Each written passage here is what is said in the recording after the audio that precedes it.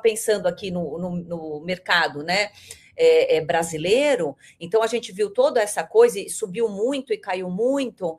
E como é que estão aí, da parte micro, já a gente entrando assim nesse lado das ações, dos ativos, como é que vocês estão vendo aí oportunidades na montagem das carteiras? Como que vocês veem isso? Olha, Patrícia, eu quero fazer um comentário, porque a gente vê assim, a partir do início de 2025, especificamente, a gente viu um aumento muito forte nas cotações de empresas mais cíclicas, ali incorporadoras, ali empresas de varejo, empresas endividadas, né? A gente viu uma descompressão de risco contínua. Então, ao mesmo tempo, a gente via, caramba, algumas empresas mais arriscadas de crescimento, com performances incríveis.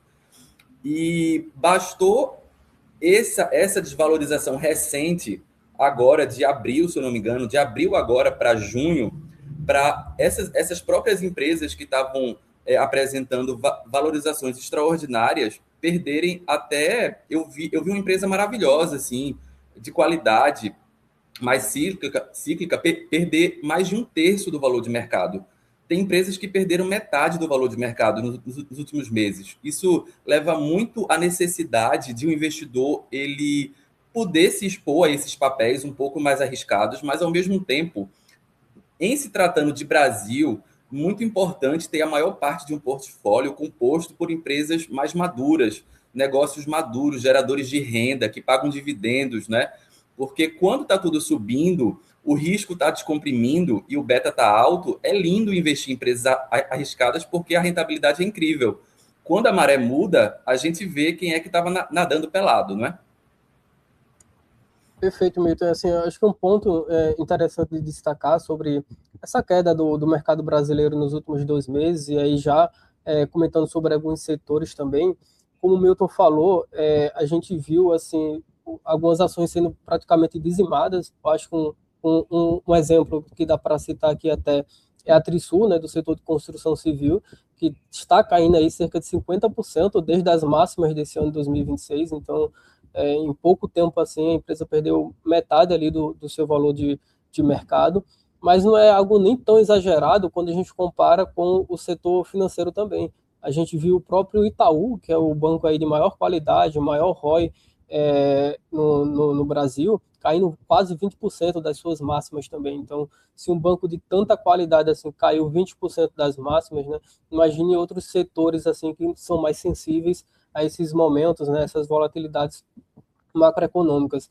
Mas como o Milton bem falou, eu acredito que nesses momentos, né, de baixa do mercado, onde o mercado no geral caiu, né, tanto o setor financeiro, quanto elétrico, quanto o consumo imobiliário, os investidores eles têm e precisam focar nas empresas de maior qualidade, né, setores perenes que pagam bons dividendos. A gente vê que muitas vezes os clientes eles olham para uma queda de 50% de uma Trisul, de 40% de outra empresa do setor de consumo, e acredito que é a grande oportunidade do momento, né? Só que quando o cenário está mais arriscado e as empresas no geral estão baratas, é melhor o investidor fazer o famoso feijão com arroz, né? E focar ali nos ativos de maior qualidade e maior segurança para ele. Quando o mercado melhorar e os ativos de qualidade do setor financeiro, do setor elétrico, eles estiverem com o valuation mais esticado, aí sim você pode tentar buscar alguma outra oportunidade em setores um pouco mais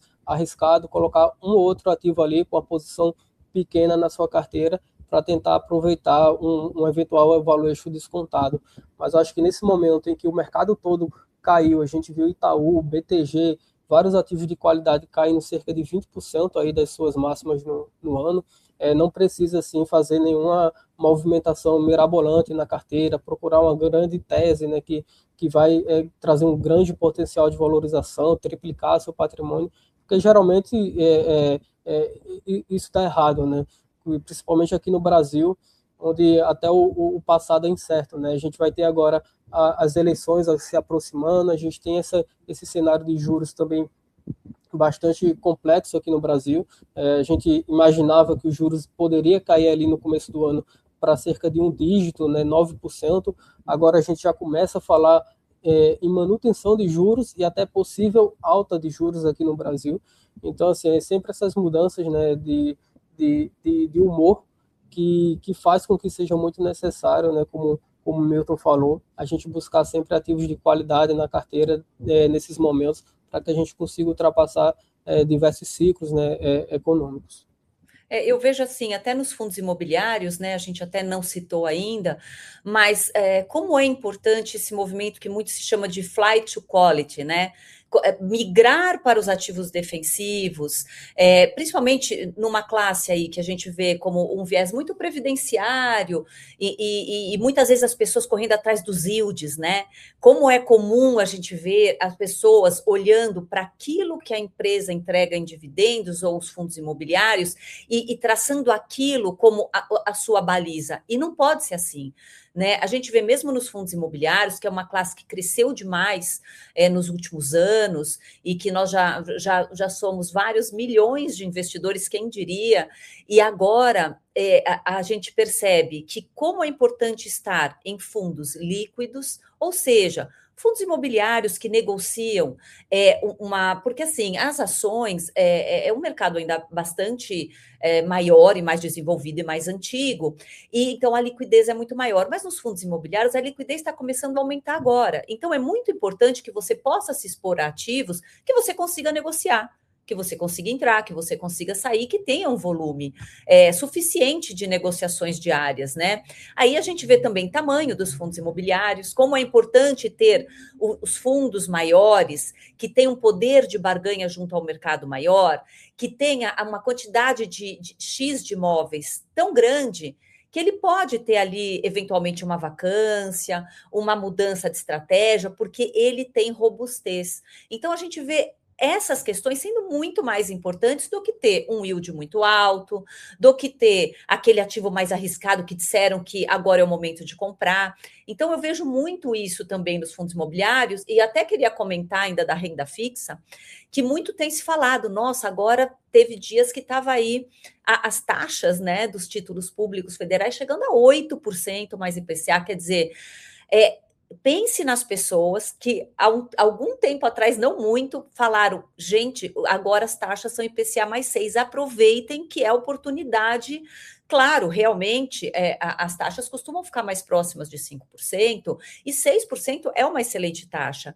Mas veja só, quem comprou um ativo IPCA mais 6, mais 6,20, e um ativo de IPCA mais 2060, essa volatilidade também é gigantesca. Então, não temos volatilidade só nos ativos de risco. A própria ativo soberano, que é considerado o menor risco do mercado, ele também apresenta volatilidade elevada. Então, a gente sempre precisa ter cuidado e cautela nas alocações. Então, quem encheu a mão ali de IPCA mais 2060 com uma taxa de 6%, agora está tomando uma marcação a mercado negativa muito grande. E será que essa pessoa vai aguentar? Porque se ela ficar até 2060 investida, ela com certeza vai receber aquela taxa contratada. Mas o fato é que a parte mental influencia demais nos investimentos. E assim eu imagino que seja também na parte de ativos internacionais, que está tão em voga, mas que também está oferecendo aí seus riscos, né, Guilherme?